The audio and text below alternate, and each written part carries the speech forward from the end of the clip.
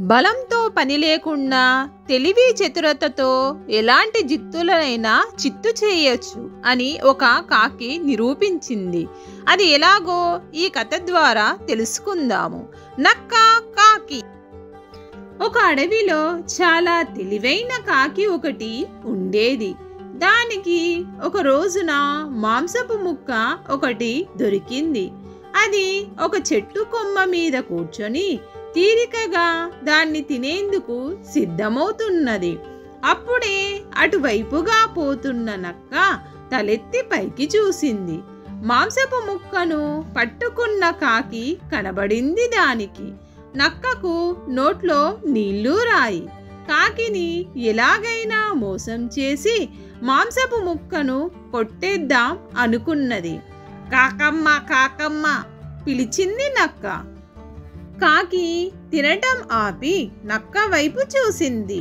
నువ్వు ఎంత బాగా పాడతావు కాకమ్మ, నీ పాట వినాలని నిన్ను వెతుక్కుంటూ వచ్చాను అన్నది నక్క. అబ్బా, అప్పుడే చూసేశావన్నమాట నా మాంసం ముక్కని అనుకున్నది కాకి. చక్కగా పాడవమ్మా ఓ పాట మా చక్కని కాకమ్మ అన్నది నక్క కాకిని ఉబ్బిస్తూ. కాకి మాంసం ముక్కని నోట్లోంచి తీసి కాలి సందుల్లో పెట్టుకున్నది. ఆ పైన చాలా మామూలుగా కావు కావు కావు కావు అని అరిచింది. క్రిందకి పడాల్సిన మాంసపు ముక్క పడలేదేమిటా అని ఆశ్చర్యపోయింది నక్క. కాకి తెలివిని చూసి కొంచెం కలవరపడింది.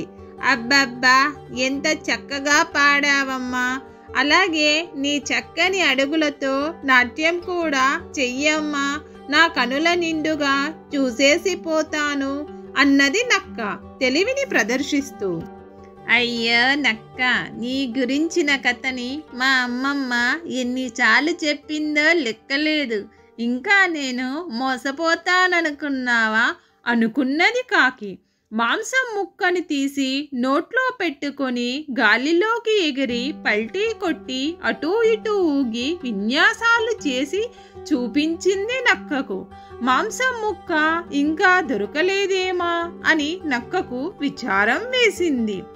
అయ్యయ్యో కాకమ్మ, నీ ఆటకి తోడుగా నీ పాటే ఉంటే ఎంత బాగుంటుందమ్మా, ఒకేసారి ఆడి పాడి నన్ను మురిపించవమ్మా ఓ చక్కని బొమ్మ అన్నది.